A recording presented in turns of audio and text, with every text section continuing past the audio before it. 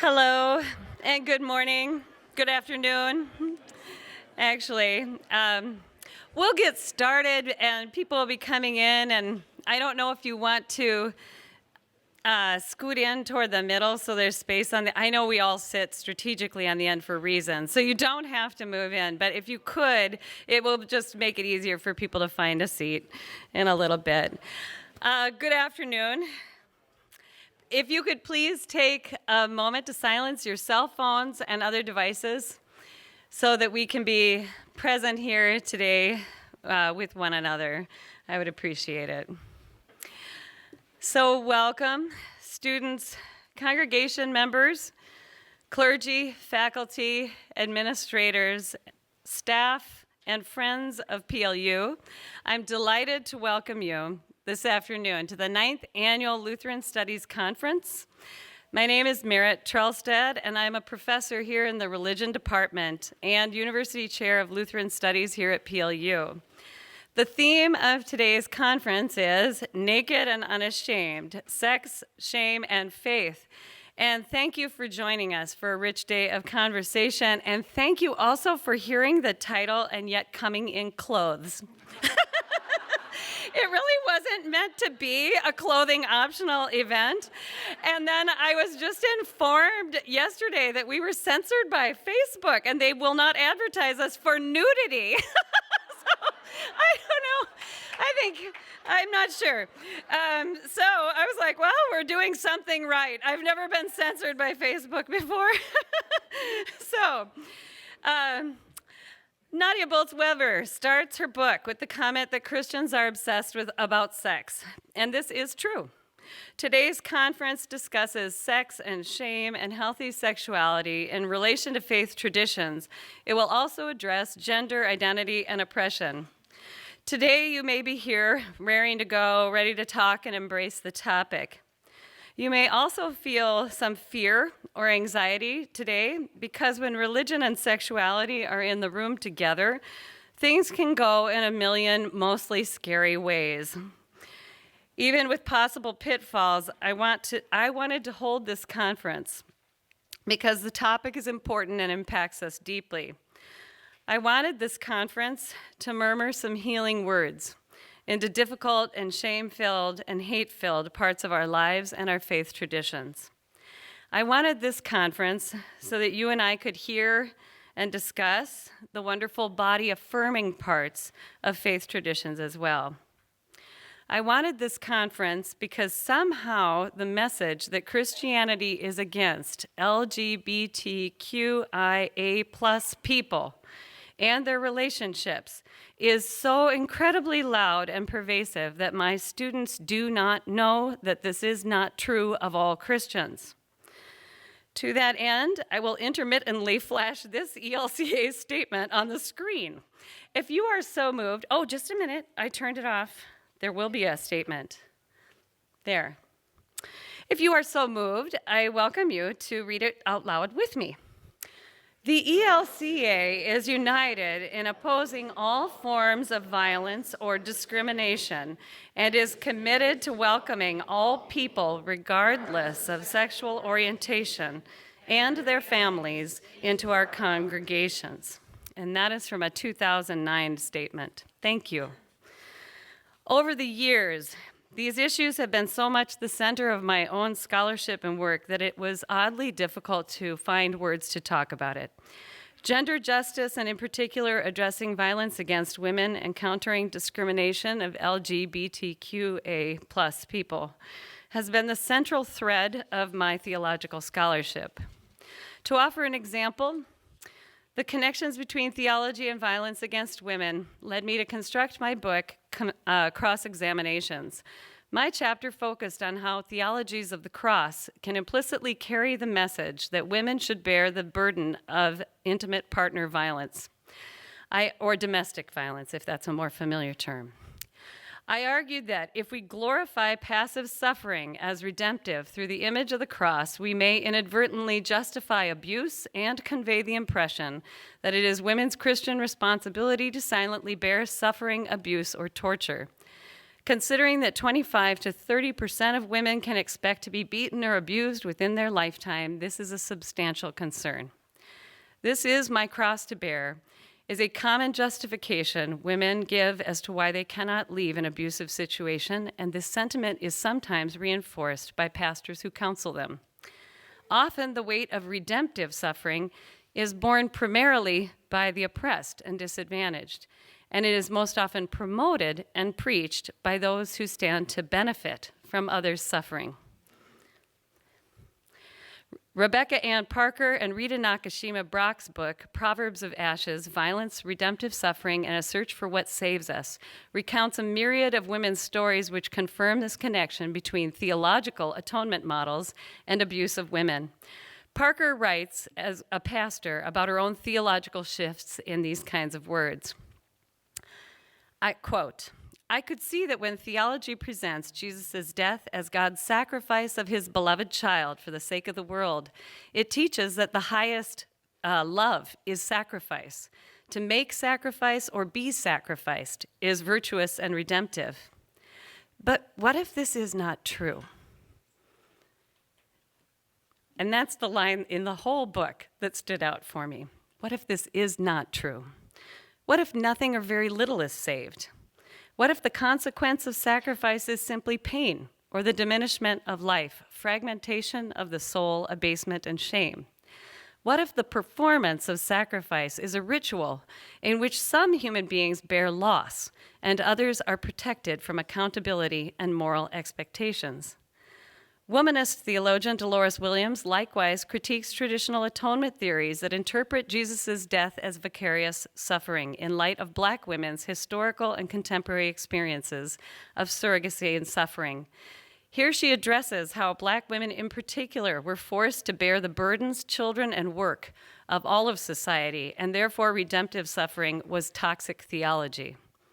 The cross can, of course, and does speak strongly to Jesus' solidarity with human suffering, and this message carries enormous significance at certain times of life and in situations of oppression. Nonetheless, in light of these biblical, theological, and feminist discussions of atonement, I have argued that Jesus' own suffering and death only make sense in the context of promised life and hope. Suffering is not the point, Easter is. Human sexuality became central to my work when I was appointed to the ELCA Task Force on Human Sexuality. It's a funny titled task force. I had a friend who would just say, "All right, Charleston, tell me my tasks."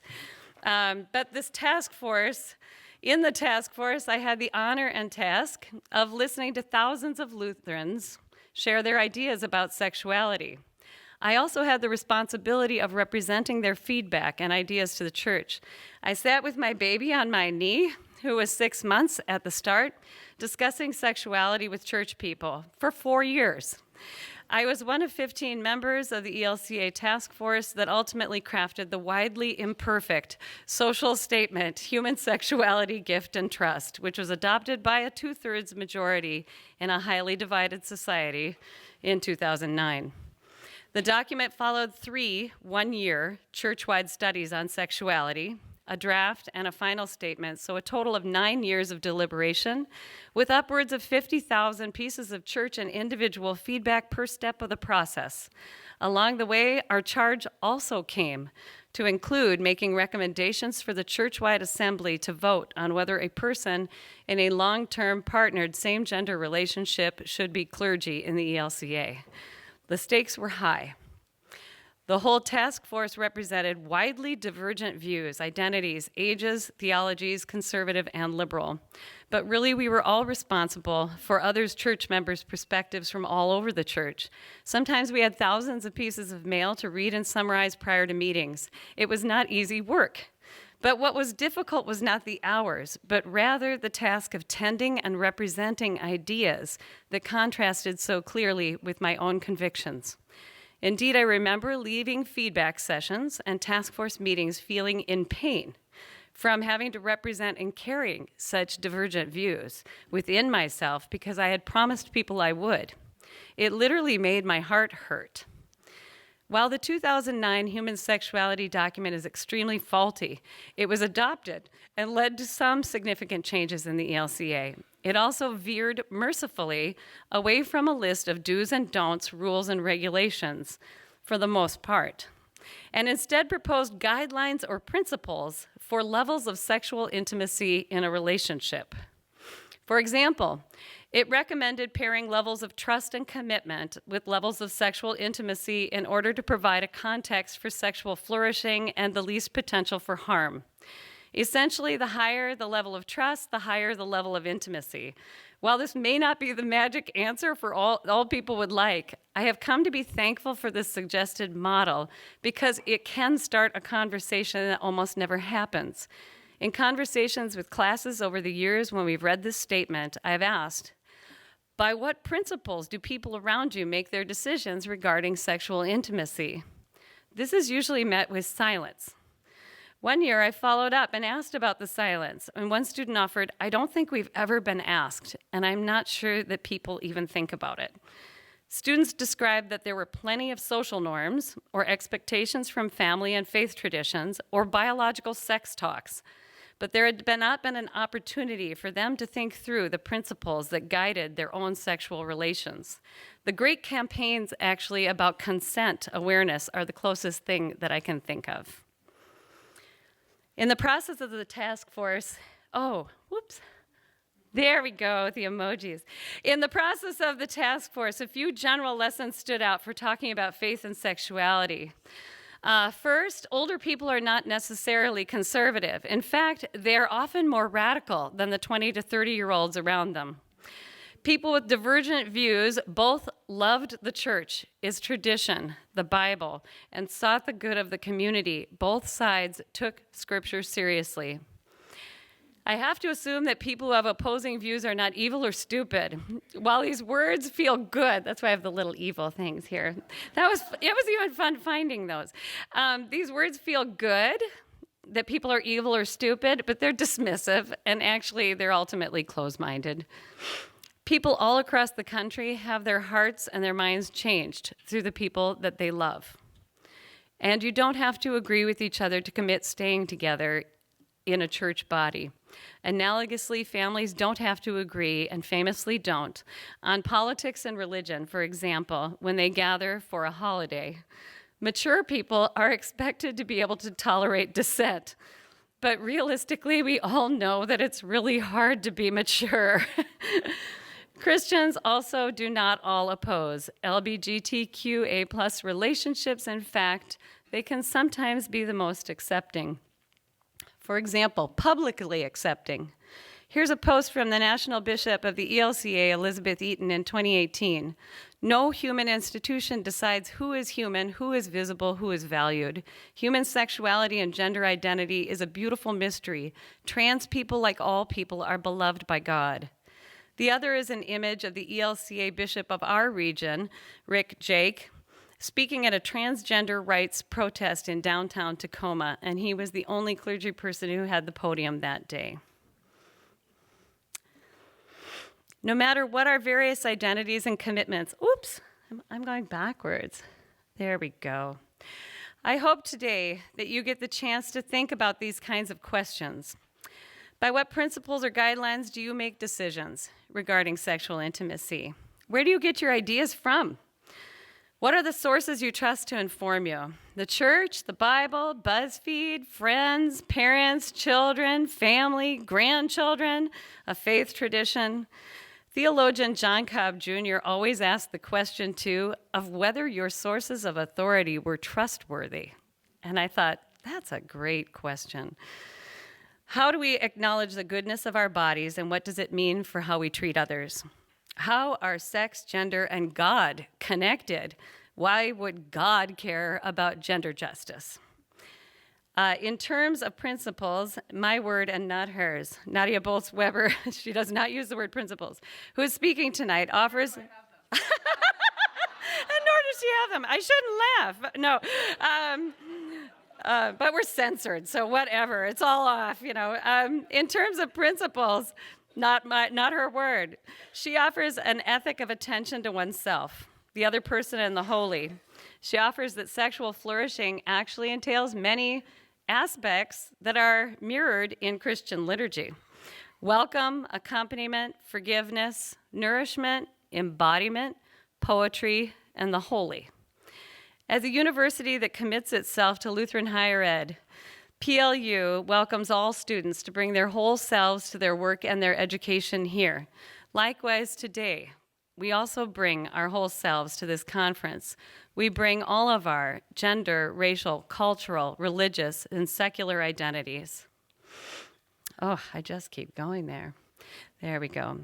PLU's diversity statement asserts, diversity is the condition of difference necessary to all of life and creativity. At PLU, diversity is intrinsic to the vitality of learning, resilience, and growth. Thus, we will be responsive to how intersections and context empower how power is experienced. Act upon the fact that diversity and inclusion efforts must address and account for all differences born of power and oppression. Collectively reimagine models and practices to create inclusive environments where all members of the PLU community can learn, live, work, and most importantly, thrive. I also put the ELCA statement that we had read out loud together there. I hope that these words of welcome, of flourishing and thriving, present in some ELCA and PLU statements, serve to welcome us into this space here together today. Thank you. I'll introduce you.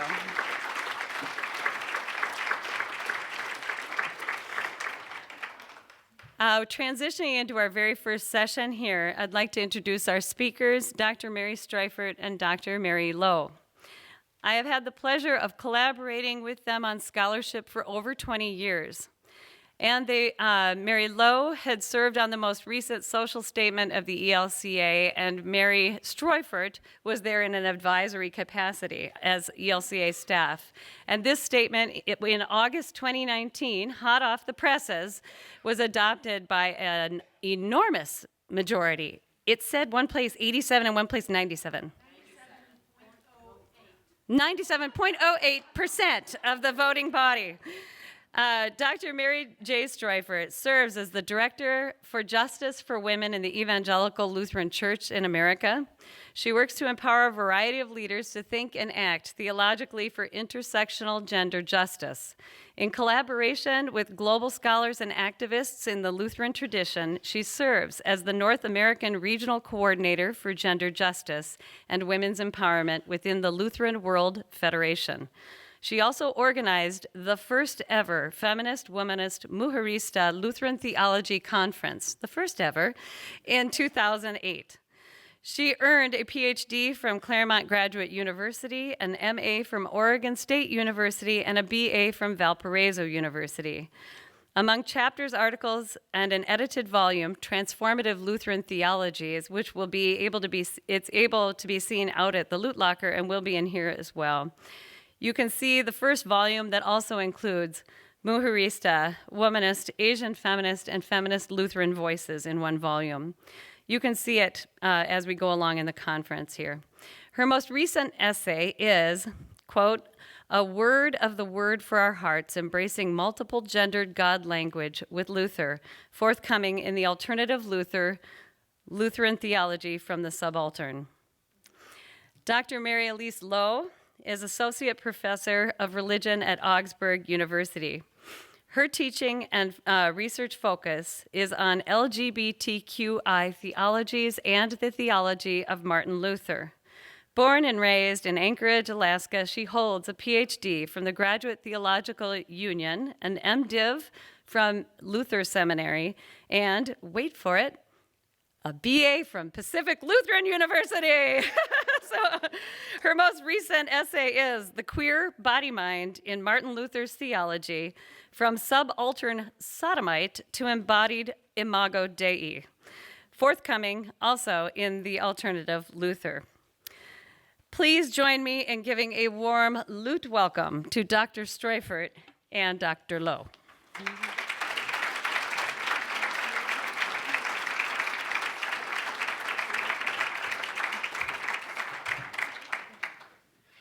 Good afternoon.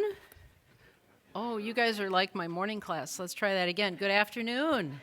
There we go. Okay. And I'm Mary Lowe, not Mary Steufert. So it's hard to keep track. We're going to be walking back and forth up here. So, Merritt, I need you to call up the other slideshow. There we go. So, thank you for your patience. There we go. So, as Professor Trelstad mentioned, I served on the task force for faith, sexism, and justice, and on the writing team. And so the plan today for the next, we have about an hour, is Mary, me, and Mary there. We're going to talk to you about kind of an overview of the social statement, and then Mary's going to talk to you about how a social statement comes to be.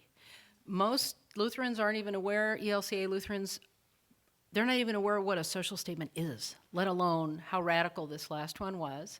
Then we're going to talk a little about your context, clarify some definitions, and then look at what's kind of unique to the document. So, and the one thing that was exciting about the vote, tell me the number again.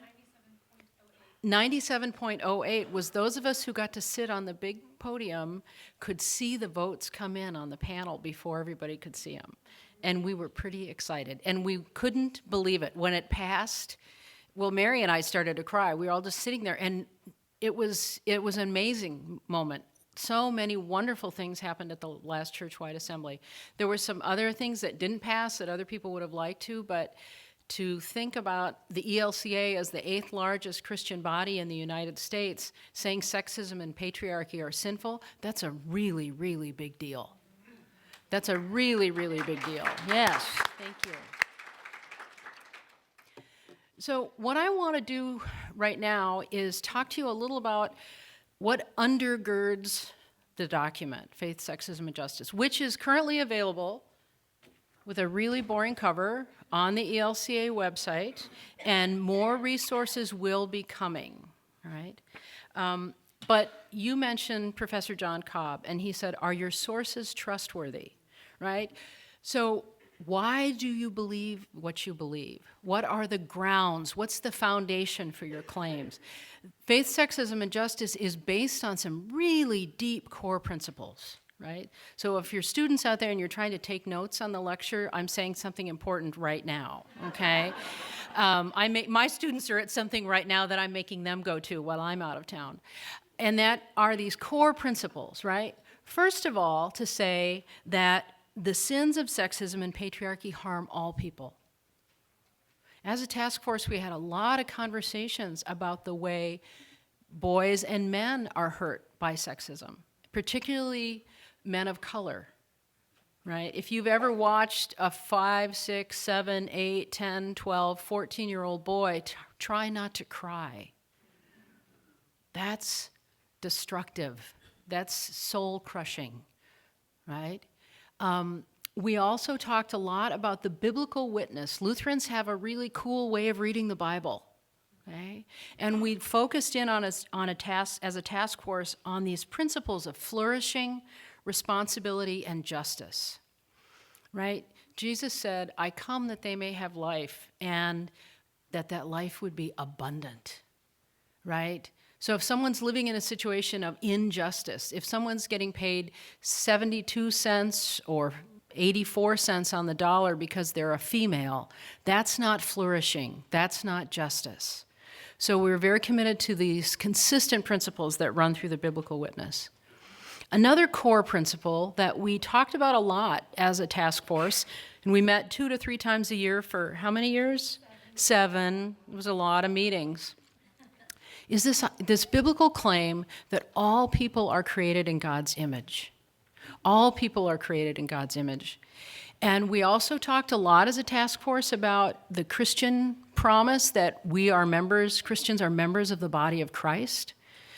More of the language in the document is informed by this language of imago Dei. What does it mean to be in God's image? And it doesn't really come up in the document, but for those of you who are real church geeks, we weren't focusing on the image of God as being your ability to do math. Okay, it's not rationality, right? And we're Lutheran, so it's not even that you have a moral center, right? Consistently in his teaching and thinking and preaching, Luther really understood the image of God as a relationality, right? Father, Son, Holy Spirit, however you want to call them, that's three persons in one, that's relational. To be made in God's image means to be in relationship. And for people to flourish in relationship, they must be treated justly. So this was one of the core commitments. And then, of course, Lutherans can't get very far without talking about justification. So we had interesting conversations as a task force about what do we mean by justification. We could all say, well, we're justified by faith through grace, right? We're churchy people, we could say that. But what does it mean when you apply it to a context of sexism and patriarchy? What does that mean? Well, what that means is it allows us to say we're justified by the gift of faith, but it also means that you must stop self-justifying yourself and your privilege and using patriarchy and sexism to exercise power over other people that you really don't have. So justification gets used in two directions, actually. So those are pretty much most Lutherans. Even my uncles and cousins who don't like faith, sexism, justice say, well, I would agree with that. That's cool. So what's new? So here are some things that are new in the document. This started early on. As a committee, we started to talk about this language of neighbor justice, right? And for Luther, the neighbor is literally a person to whom you are next. That's a terrible sentence, right? But it sounds better in German, to whom you are next. And so the person who needs justice is the person to whom you are next. Look at your neighbor and smile right now. That is the person to whom you are next. Thank you. And when we got feedback, some of the earliest feedback we got from the church, people liked this idea of neighbor justice that was in the draft. So that was new. Another thing we wanted to do was say, could we please stop using the Bible to reinforce sex and gender stereotypes? Ooh, there you go. Silence that. Oh, someone's calling from Norway. That must be what that is in the Norwegian kitchen. But many of you have heard people say, oh, we should, base our lives on the Bible. Well, have you read it? Really? I mean, really, have you read the story of Abraham and Isaac and Sarah and Hagar? Really?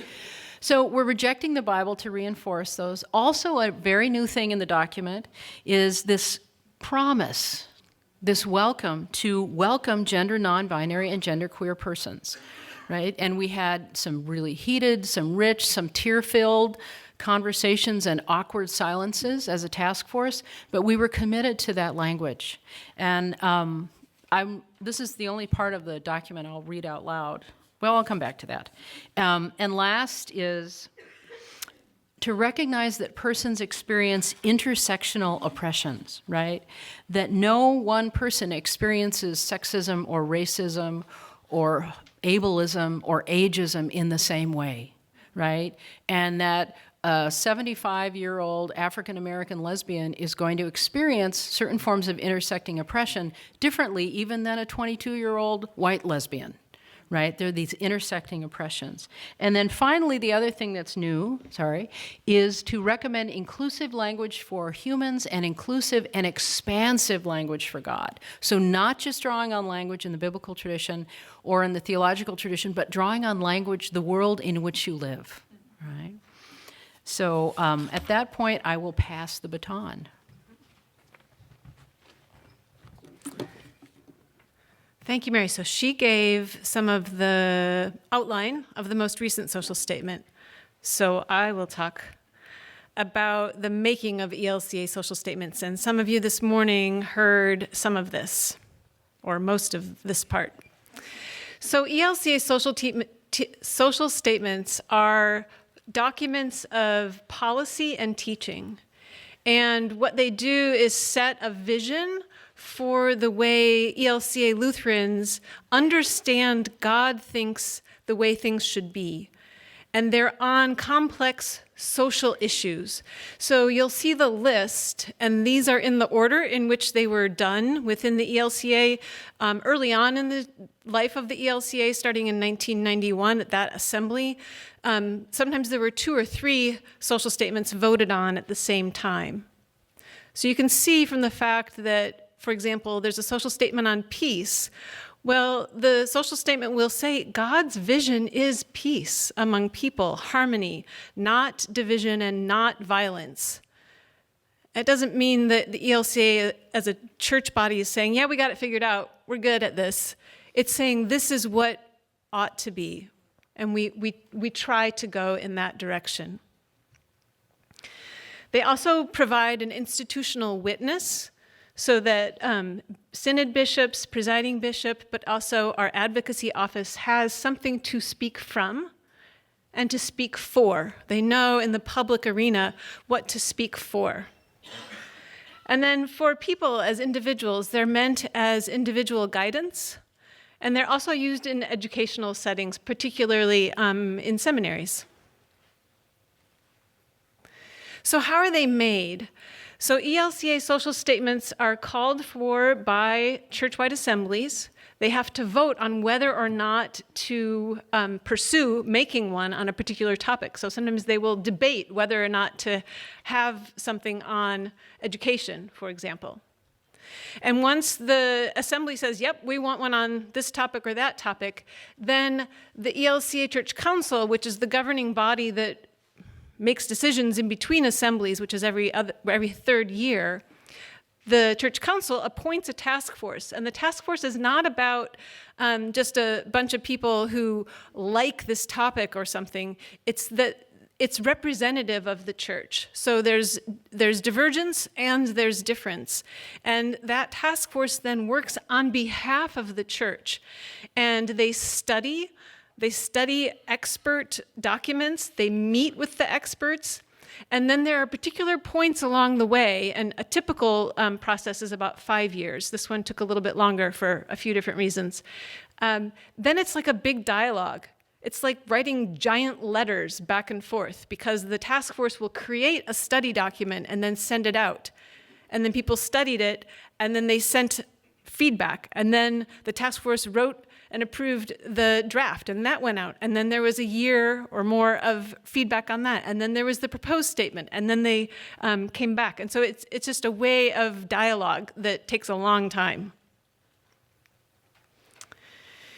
And then a lot of people ask, well, how are they authoritative? I don't want somebody to tell me what to think. These are the 4 areas, so the places and the people for whom social statements are authoritative. So synod bishops and presiding bishop, church-wide organization staff members. We are called to teach in accordance, to speak in accordance with what the church has said it says in social statements, and to not teach or preach against them. And then policies that are decided both at the synod level and at the church-wide sphere need to be in accordance with kind of the principles and the outcomes of social statements. And then also ELCA advocacy. There are 12 to 15 state public policy offices, and then there's a federal advocacy office in Washington, D.C., and there's also an office in New York City that relates to the United Nations. And again, these are staff people who are not just making up what they think, they're studying these documents, and then they're advocating to governments, to the United Nations, saying, well, as a body, we decided this about education, so we think that the laws should go like that.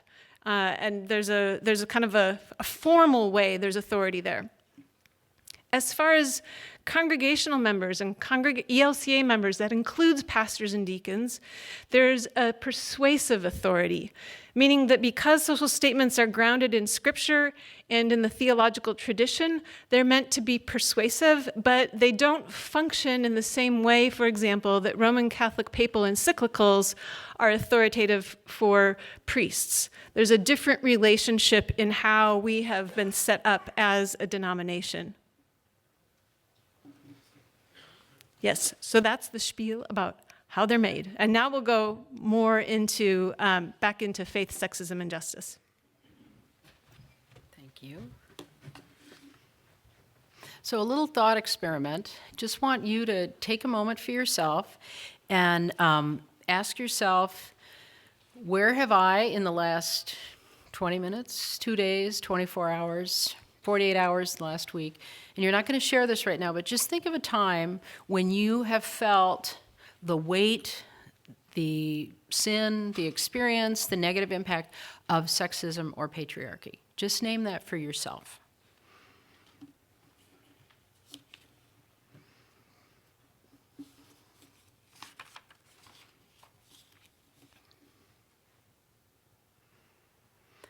So one of the things that became really hard as a task force, and I think my friends on the task force would say, yes, you could speak for us.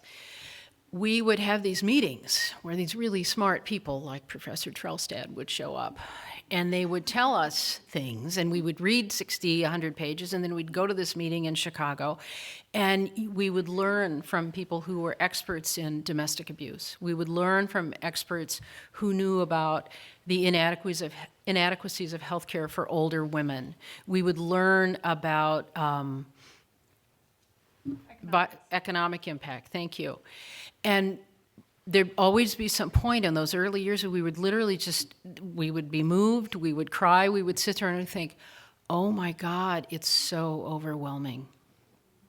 It's so overwhelming. How do you even start to change a culture? How do you start to change language? And yet we also found ourselves, when we were out talking and going back to our congregations, that there were a lot of people, and we got feedback where people said, oh, things are just fine. So we put these statistics up here just to remind us of what the context is, right? And I'll read these just because I know not everyone can read the screen. American Indian women earn approximately 58 cents on the dollar of white non-Hispanic men. Approximately 20 to 40% of youth who are homeless identify as a sexual or gender minority. According to global statistics, just 39% of rural girls attend secondary school. And in the United States, Black women are 3 to 4 times more likely to experience a pregnancy-related death than white women. So if you feel the weight, that's good. That might turn into action and compassion, as well as the weight of what you named for yourself. As we move forward, this is you? Mm-hmm. Okay, I'll move off.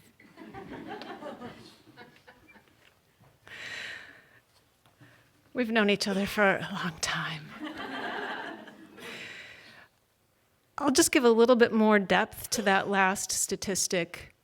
There's research that shows that because of this intersection of racism and sexism in this country, that when African American women have delivered a baby and they've gone home and they start to experience pain or other kinds of physical symptoms, and they go back to the doctor or they go to the emergency room, their pain is discounted, it is disbelieved, it is not taken seriously, and then women die.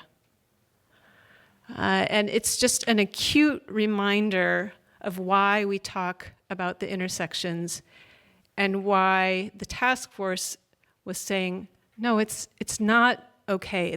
Yes, we have a presiding bishop who's a woman, but as a community of a nation, there are significant problems. As a community of a world, there are significant problems.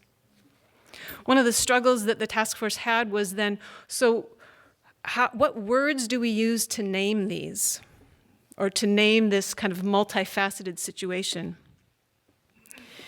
And the task force decided to be bold with 2 words that can make some of us uncomfortable and some of us really happy because the words are being used. So it's an acknowledgement of that it's hard to use the words to name a thing as it actually is, which Luther himself encouraged faithful Christians to do. And one is patriarchy, and it's not a shorthand way to say men are idiots and women are angels. It's a way to describe a system that we are all part of and we all participate in various ways. So the way, roughly, that it's defined in the social statement is that it's a social system that enables men to have more power than and power over women and people who do not conform to socially accepted gender roles. And then the pair with this, sexism as defined in the social statement is analogous to the way this church defined racism in 1993 in the social statement Race, Ethnicity, and Culture, which sexism refers to what supports male privilege, just like racism refers to what supports white privilege. Again, it's a way to say, what does it support? It reinforces prejudice and discrimination against women and girls due to their gender and against people who do not conform to socially accepted gender roles.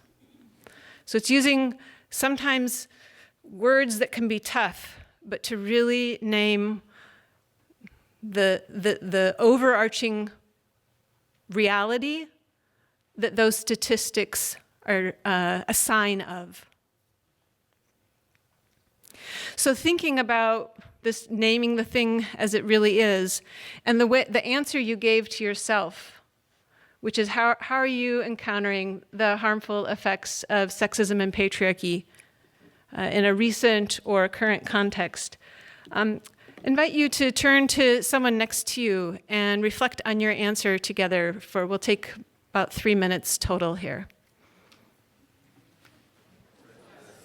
So I love listening to you all close down in waves your conversation, and it reminds me, and some of you might not be Christian, but I'll just give an image of divergence and diversity, but unity in it that matters to me, and your voices undulating that way slowly down reminded me of it. The very first time I was at a Lutheran World Federation event, we worshiped in a chapel that was all stones inside, and it was very small and round.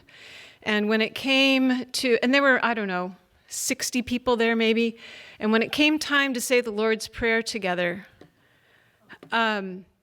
everyone is in their own language, and the whole thing is like this linguistic auditory dance, and everybody's a little uneven, and it's going and it's winding down, and I just wept with the beauty of that different cadence, different sound, and knowing we're here grounded, common yet wildly, wildly different from each other. And I hope that you feel some of that together here today. But we're going to take you into two common places, we hope. We're going to talk about two of the principles in the social statement. There are many, but two that we hope are helpful. And we hope that they're helpful in showing how the ELCA is offering an alternative Christian voice on matters of sex and gender. So justification by grace through faith. There's lots of really good, as Merritt was saying earlier, really good feminist and womanist and mujerista critique of justification by grace through faith. Yet, as a task force, they decided to stand on what Luther described as the central doctrine of the church and said, on this belief, the church stands or falls. And I'm going to give a little translation of it for you here in a little quote from the social statement. Luther was so concerned to express the realization he had that the most important thing for him, and he wanted others to experience, was our utter dependence on God. Our utter dependence on God. And of course, he turned to Scripture, and Romans 3:28 is one of the many verses that informed his boldness to try to reform the Christian church. For we hold that a person is justified by faith apart from works prescribed by the law. If you've grown up in the church like I have, sometimes it feels like a little bit of yada yada, a little bit of Lutheran yada yada, I call it. It's like we've heard it so much, like what? How does this even matter anymore? It sounds so familiar. This is one sentence, the lower sentence here, that Luther wrote. This, meaning understanding that it is God upon whom we depend to be healed, this cannot be otherwise acquired or grasped by any work, law, or merit. I'd like to underscore two aspects of this now. One is that the task force emphasized or underscored that when Lutherans talk about this, we're saying we don't redeem ourselves. And the quote from the social statement is, "Justification as God's act challenges the self-centeredness of self-justification, of trying to put ourselves above or before others, as with male privilege."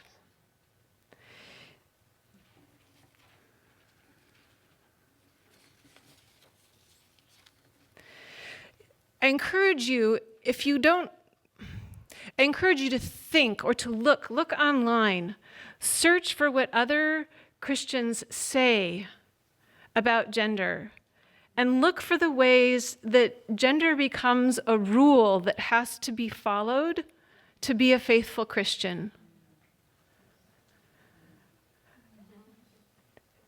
It helps to understand why it's pretty amazing that we can offer an alternative religious view, saying we're faithful, and we're so certain of our dependence on God that we are willing to see how our desires to let different kinds of privilege disrupt that equality we have with God.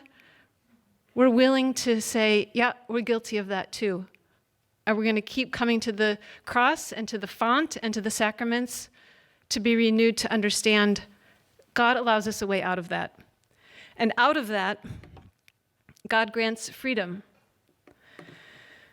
The second point to underscore from the social statement is that it expresses that we're freed for the neighbor. We're freed from self-justification, from sin, from what death will mean to us, for us. We're freed for the person to whom we are next, or the persons who are far away, who are yet our neighbors. So the social statement reads, "Justification gives Christians the freedom of a new perspective, to be more concerned with what the neighbor needs and less concerned with following and enforcing gender-based rules and assumptions." So to think of a congregational example, say you have a pastor who is a gay man, or a pastor who is a cisgender woman, to disassociate the gender norms that go with either of those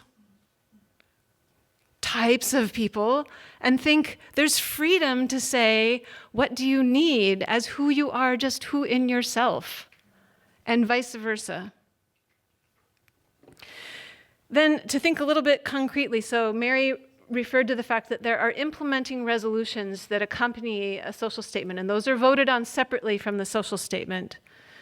And number 7 reads, and again, these are online at the end of the social statement, thinking about being freed for the neighbor to support gender justice. This implementing resolution reads that the Assembly urges congregations, synods, and the churchwide organization to address inequities, as well as the systemic causes of such inequities, for rostered and lay women of various backgrounds, identities, and personal experiences. So this can be everything from, say, policies on pay, but it also could pertain to parental leave. Are you on a call committee? Do you tell every single candidate you interview, no matter their age or their gender, what a family leave policy is that you have? That's acting out a very concrete step of gender-based justice. There are other examples, and we can cover some of those maybe in the Q&A.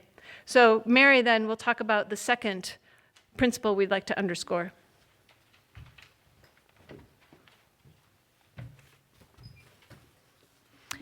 So Mary used a phrase earlier Not me, Mary, that Mary.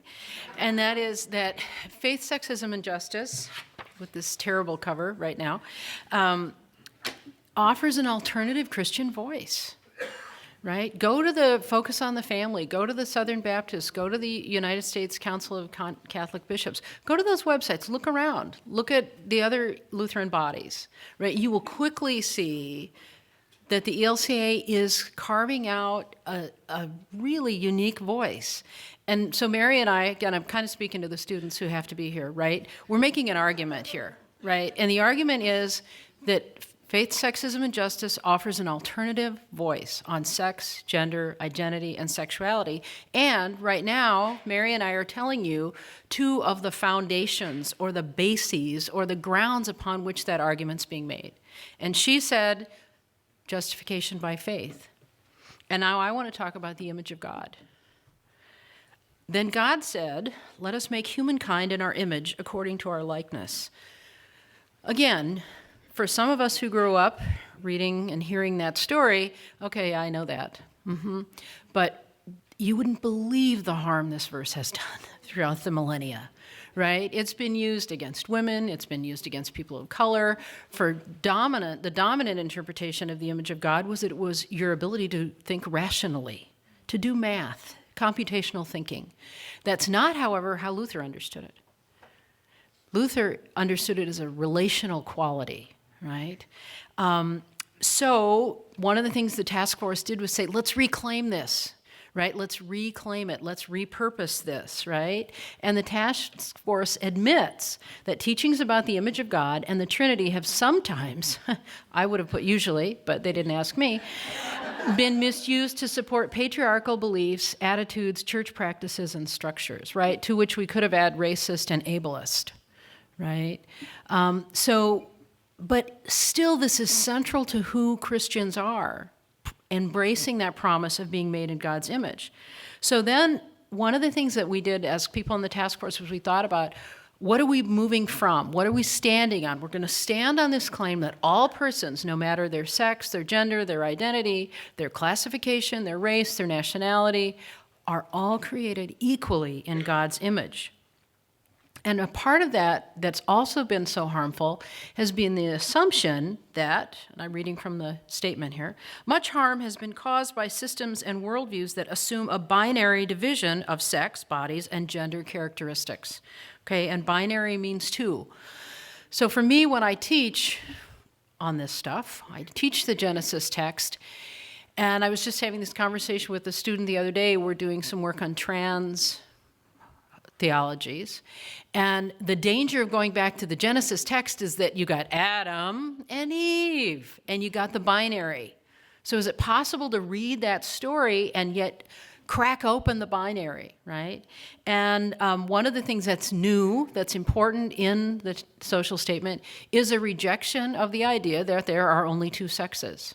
And just a reminder here, Luther worked in a university. Lutherans like science, so we actually did some science, right? And we caught up as a learning community on the reality that there's much, much more diversity, biological diversity, than male or female. So one quote in the document reads, "A scientific consensus now holds that there are more than two biological sexes and more than two genders. Individuals do not neatly fall into two categories." So the website's a little outdated, but it's still good. If this is new to you, you can look at the website for the Intersex Society of North America. There are more and more resources coming out. Depending upon how you count it and how you do the data, there are maybe more people who are born intersex than are born with Down syndrome, right? Many people can be intersex and not know it unless you've had a DNA test, right? So what did we do with this as a task force? We said, hey, God's a beautiful creator who made a really diverse creation. Creation is diverse. Human sexuality and gender is diverse, right? So then the next step for the task force, standing again on this claim that all people are made in God's image equally, we argued, We honor the image of God in others when we do everything in our power to meet others' needs. We believe that God creates human beings not just in marvelous diversity, but also with the intention of equity, including gender-based equity. So right here, again, kind of speaking to the students, wow, the ELCA rocks, right? We are way ahead on this. We are way ahead of this. Okay, we'll never catch up to the UCC, but that's all right. We're trying, right? But this is amazing, right? So what this means is if you're a pastor, if you're a therapist, if you're a counselor, if you're a resident assistant, and somebody comes to you and says, oh, I'm thinking I might be transitioning, or I don't feel comfortable in who I am, or I just learned about this about my best friend, you can say, whoa, you can listen, and part of what informs your listening is to know that God makes this beautiful, diverse creation, and that humans are very diverse. And isn't it cool to know that the 8th largest Christian denomination in the United States is standing right there behind you saying, you're right. You're right to extend neighbor justice to that person. And so then the ELCA wrote this. The ELCA extends welcome for all people as created in the image of God. This church is united in imposing discrimination, abuse, or control of the bodies of women, girls, or individuals who identify as genderqueer. Right? And one of the things that was interesting as a task force, I'm watching the clock, you got to tell a story, so I'm going to tell a story. We actually had a really tough last meeting about the use of the genderqueer and gender non-binary in the document. And someone whose heart is full of Christian love said, I'm afraid if we put that word in there, the document won't pass. Boy, that was a crappy lunch break. Because what do we do? What do we do? So we decided to use the concept without using the language as many times. So that language is still in the document, but maybe 4 or 5 times instead of 13, right? The idea was if somebody actually reads up to page 40, they're probably with us, right? But it was really, we solved it by writing well and by thinking pastorally and by being true to being Lutheran and claiming that image of God. So this combined with this theme of justification are two of the things Mary and I are putting forward for you today. There are other principles we could have talked about. I think we picked the ones we liked, right? So right now, we want to just take about 4 minutes, and then we're going to go to Q&A. And what we'd like you to do is reflect with a neighbor, right? Is there something that you experienced in the last 45 minutes, right, that might be helpful to you in your context? So how might faith, sexism, and justice's commitments to naming sexism as sin, affirming justification, or recognizing the image of God in all persons help you challenge the patriarchy or sexism in your recent or current context? So I want to give you about 3 minutes to talk to a neighbor about that. So thank you for talking so richly. We always hate to cut these conversations off, but we wanted to have some time for question and answer. So there are 2 lovely people with 2 microphones. So if you have a question, raise your hand and they will come to you. There's a question in the front row right here. Yeah, so my question is about a process within the ELCA. Merritt kind of hinted at it about our imperfect, document on sexuality. Do we have a process to go back and renew or revisit, to reflect and reform our social statements? Yep. And I would love to know about that. Okay, so people started to notice this a few years ago, and so it had to go kind of through the judiciary because an institution is working as an institution. So the Church Council approved, it was a year or 2 ago, a process that people can go through, that people can call for it through Church Council or the Assembly to go back to a social statement and to update it, revise it, and also to archive some of them, because there are actually 3 forms of social teaching and policy: social statements, which are the big picture things; social messages, which are very specific topics; and then social policy resolutions, which are sometimes like 2 sentences. And so, for example, there was one from a predecessor Lutheran body on the Berlin Wall. And people said, "Oh yeah, we should archive that one. It's no longer applicable." And so the Assembly in August, through the Sierra Pacific Synod, called for the human sexuality statement to be revised or edited or updated. I don't remember what word was in there.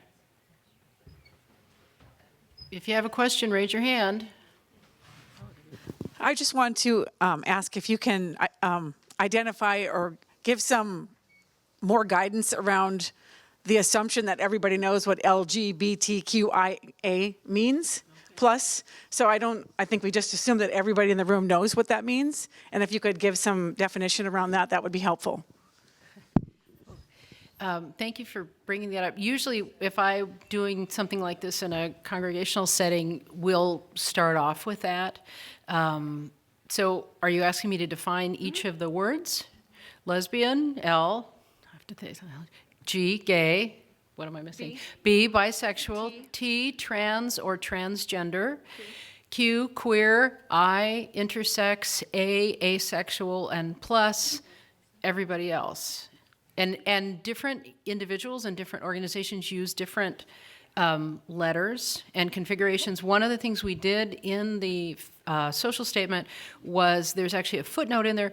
We used GLAD, thank you, the GLAD Media Guide language. And we have a footnote that says, at the time at which this document was written and approved, these were the preferred terms. We know these terms will change.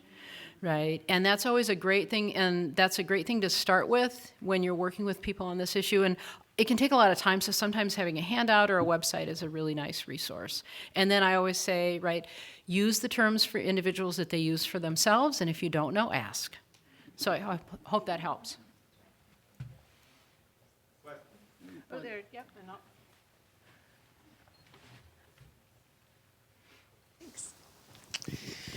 So I know we've got some really good resources, and we talked about that this morning a little bit, about how there's good resources for these things, but so much of it comes down to the Bible and Scripture interpretation.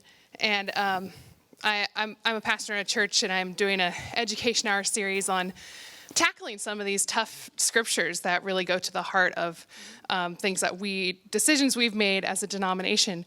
And looking for resources about that, there's like nothing. I couldn't find anything on the ELCA website about why we ordain women. And so I'm just wondering, where are these resources that help us really get to some of those scripture questions? Because those are the things that we ourselves and people in our congregations are encountering when they go out into the world or into their families with different views, right? So how do we equip people to better answer those questions? Thank you. That's a good question. And how do you have fast, easy to use biblical interpretation tools? Right. So I'm going to name one of the easiest ones to use, and it wouldn't have shown up in a search, which is Book of Faith. So look at Book of Faith. When you go to elca.org, just put Book of Faith in the search box. There is a bookmark that shows the 4 ways Lutherans read Scripture. Hopefully I remember them now. Devotional, meaning what does it mean for me as I read it or read it in a small community? Historical, what's going on in this text? Why would Paul have written what he wrote?